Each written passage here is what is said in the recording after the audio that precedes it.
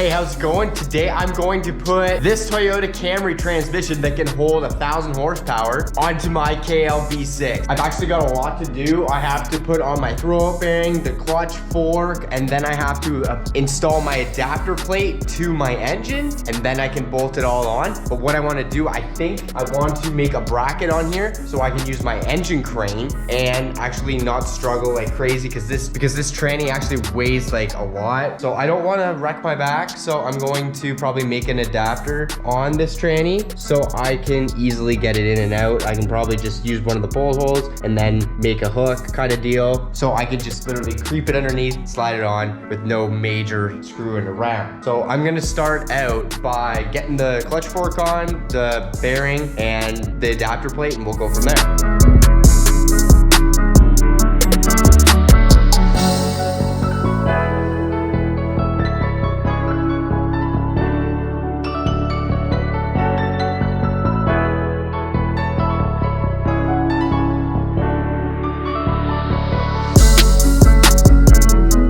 Okay, I've got two very heavy pieces here. One is for reverse and one is for a breather. So what I'm gonna do is I'm gonna make a breather and I'm going to just cap this reverse one. So these weigh probably about 1.5 pounds and that's honestly just unneeded. I can easily make a vent. See, all it is a hole, and I'm going to just cap this guy because this was just reverse. It was an actual switch, so it would push on that and then it would send the signal and then the reverse lights would come on, but I don't need that. So what I'm gonna do is I'm gonna drill a hole in a piece of metal and then I'm going to add a piece of rubber on top so it can kind of prevent some stuff to get onto it. It's just gonna glue it on kind of thing. And then the other one, I'm just going to cap it completely. Okay, here's gonna be my vent. There's a few holes in there compared to that guy. I don't understand why it's so deep. It's not holding anything in, but I am 100% sure that it's not doing anything at all. So I'm just going to put him here with the glue and then glue this rubber guy on top so it can breathe and not get crap in it.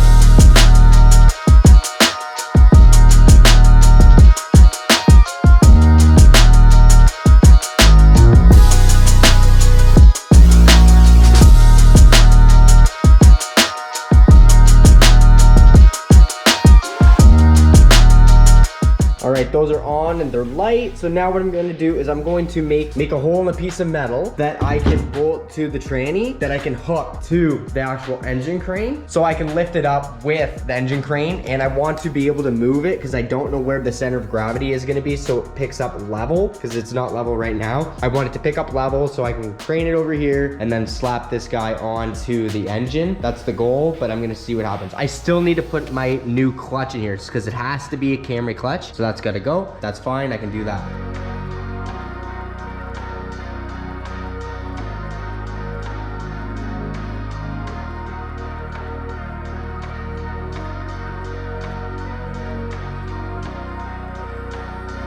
Okay, she's done, gave her a quick weld, and then I'm going to try this spot in the first attempt. I think it's going to want to swing down a lot, but honestly, there's not much I can go off of with 2 bolts that is over here, so I'm gonna try that. And if it's sideways a little, I don't really mind. Maybe I can strap it up from here, but I need something here.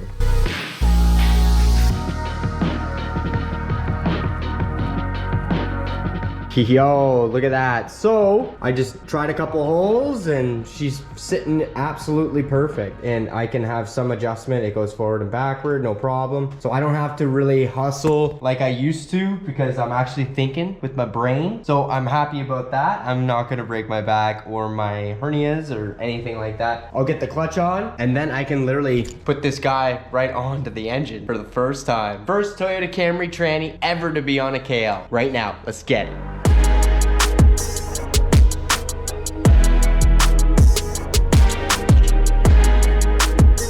Okay people, so this is one of the main reasons why the transmission is so much stronger. I'm talking about the Camry one right there. Is look at the size of the input shaft compared to the G series. It's a massive difference. It's literally like 3/16. The teeth are nasty. These are fine and not so dirty. So this is a huge upgrade. This is what I need to use to adapt to the Camry tranny because of the input shaft. I'm just gonna double check here just to make sure. There she goes, she slides right on. So this guy is going to go on to my flywheel. This is a stock KO flywheel because my stock starter works. I didn't want to have to space out the flywheel. This is not spaced, this is original. So all this can just get bolted back together like normal with the Camry clutch.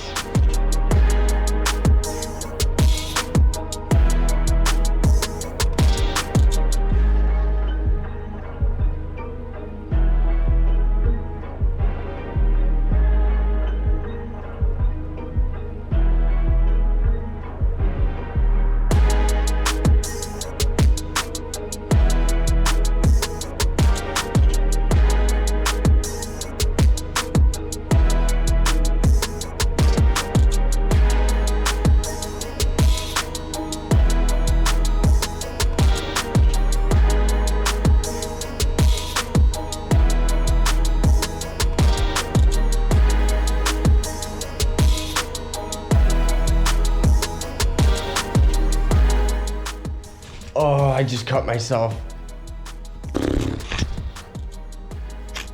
I need to go to the hospital.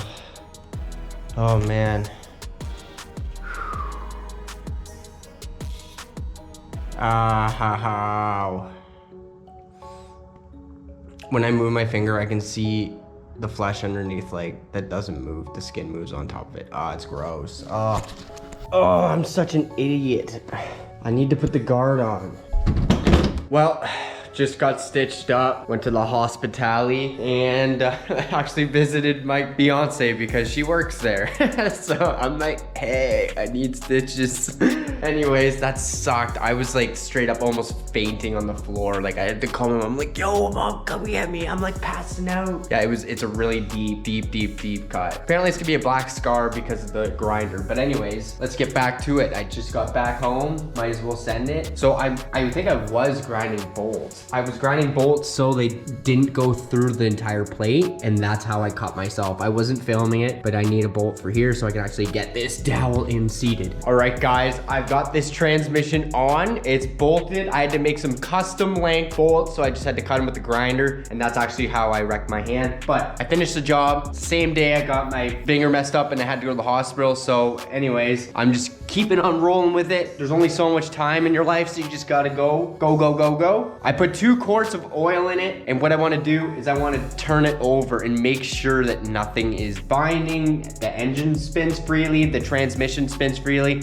Make sure the starter isn't hitting the actual flywheel, stuff like that, just to make sure. While I'm at it, I'm gonna do a compression test on the engine, mark it down so I know what numbers I'm starting with. Hope they're good because this is a freshly rebuilt engine. It's ran like twice, so let's just mark it down, see what happens, and then I know what to go from there once it's in the car, and we'll be good to go. So I'm gonna get right to it. I'm not sure if you guys have noticed yet, but I made a actual shield for the heat that's out of aluminum. I bent it over wood, kind of nothing going on. I made 2 of them quick one day, so I have another one for the front engine, but I just made it just quickly. It was like I had an hour to spare in between. Well, actually Desiree was showering, so I had an hour to make random stuff. So I'm like, okay, I'll go make those heat shields. I really wanted to make those, so I got to it, just made it, didn't even film it. But anyways, I'm gonna take my heat shield off, and then I'm going to do the compression test like I said, and I'm gonna do it by cranking this over. So in this test, I'm gonna find out if the starter works. I would put my thumb up for one, but I can't. If anything's binding in the transmission, if the transmission will actually spin freely, and we'll be checking the compression. So let's see. I'm hoping on good compression numbers, and I'm hoping the tranny spins good.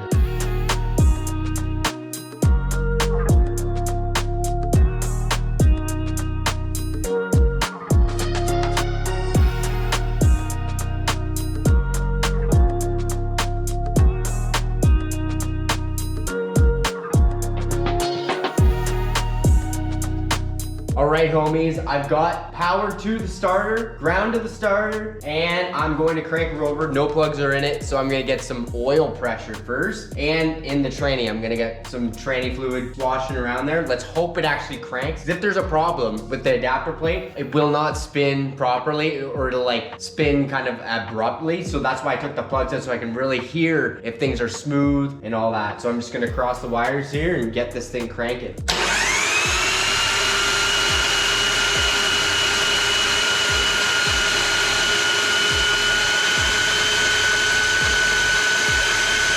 That's seems mint.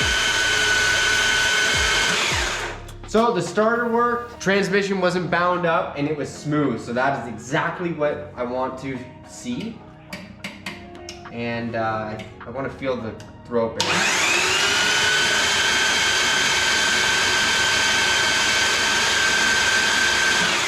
Seems mint.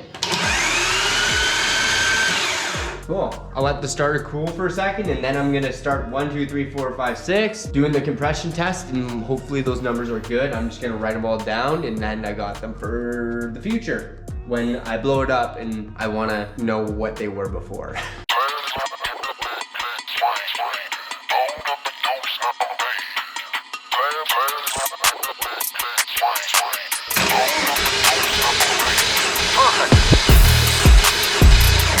And we've got compression.